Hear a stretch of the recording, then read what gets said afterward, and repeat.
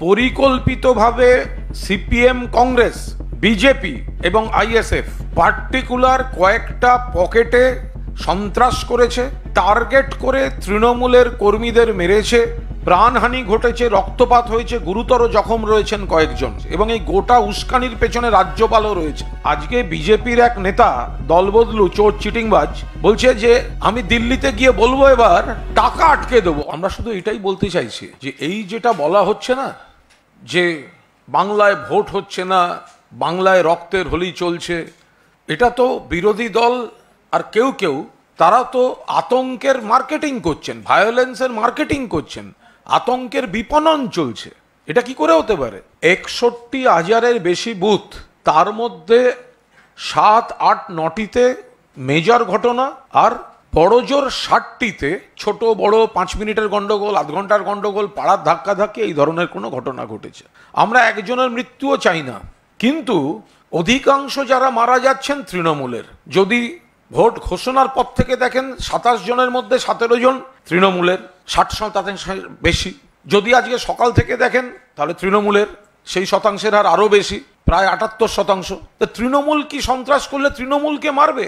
আমরা তো চাইছি দেখাতে। আপনারা যদি তৃণমূলের কেউ মারা যায় তখন আপনারা গোষ্ঠীদ্বন্দ্বের গল্প খুঁজছেন, আর যদি বিরোধীদের কেউ মারা যান তখন কাঠগোড়ায় তোলা হচ্ছে তৃণমূলকে, চাওয়া হচ্ছে কেন্দ্রীয় বাহিনী, উঠছে কেন্দ্রীয় বাহিনী, সন্ত্রাস হলে ভিলেন হচ্ছে রাজ্যের প্রশাসন। এটা কি করে হতে পারে? একটা তো স্ট্যান্ড থাকবে তার।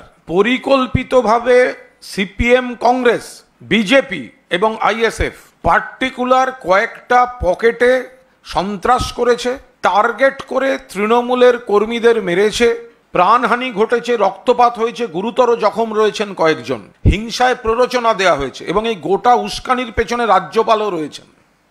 কারণ তারা দেখাতে চাইছেন যে বাংলায় নেগেটিভ ঘটনা ঘটছে, আর সেটা দিয়ে বাংলাকে কলুষিত করা এবং সেটা দিয়ে রাজনীতি করা। কেন্দ্রের আজকে কি বলছেন? আজকে বিজেপির এক নেতা দলবদলু চোর চিটিংবাজ বলছে যে আমি দিল্লিতে গিয়ে বলবো এবার টাকা আটকে দেবো। অর্থাৎ প্রমাণ হয়ে যাচ্ছে যে এই টাকা বন্ধটা ভিন্ডিকটিভ রাজনীতির প্রতিফলন। ভোটের সঙ্গে টাকা বন্ধ করার হুমকির কি সম্পর্ক? তোমরা তো এতদিন বলছিলে অনিয়ম হয়েছে বলে টাকা বন্ধ, আমরা বলেছিলাম প্রতিহিংসা। আজকে মুখ থেকে বেরিয়ে গেল এবার দিল্লিতে গিয়ে বলবো টাকা বন্ধ। তার মানে এই টাকা বন্ধ হচ্ছে প্রতিহিংসার রাজনীতি। বিরোধীরা বুঝে গিয়েছেন বাংলার মানুষের সঙ্গে তারা নেই, বিপুল জয়ের দিকে যাচ্ছে সর্বভারতীয় তৃণমূল কংগ্রেস। নাচতে না জানলে উঠোন বাঁকা, বাংলাকে কলুষিত করতে হবে, মদত দিচ্ছে দিল্লির সরকার। বিজেপির দুই ভাই সিপিএম আর কংগ্রেস আই, এরা মিলে ওদের গার্জেন হয়েছে, এখন ওদের ল্যাংবোট হয়েছে আইএসএফ, আর গার্জেন হয়েছে আনন্দরামজি বাপু, রাজ্যপাল।